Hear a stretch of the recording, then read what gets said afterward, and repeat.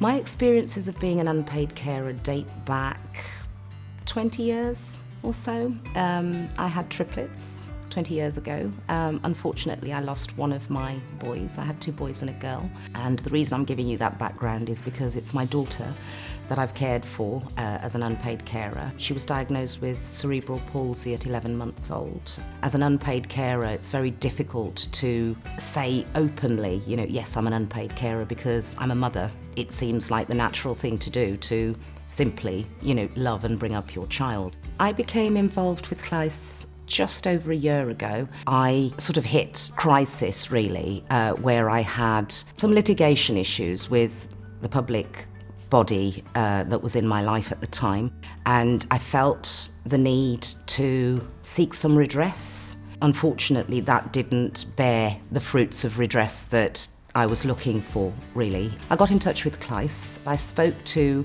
a really wonderful person who gave me the time of day, listened to me. I was a complete mess. She was very calm and reassured me that if I put my case forward, that there would certainly be support for me, or at least signposting. I've also just set up an organisation with a colleague called Voices Advocate, and Voices Advocate has been working very closely with Llais, and we're here today in a shared event to open up that partnership, really, to celebrate but also to ensure that unpaid carers know that there is support out there. My interactions with Llais to date, I've found that there is an absolute desire to want to work and walk with you as an individual to move closer to improving life for everybody in Wales.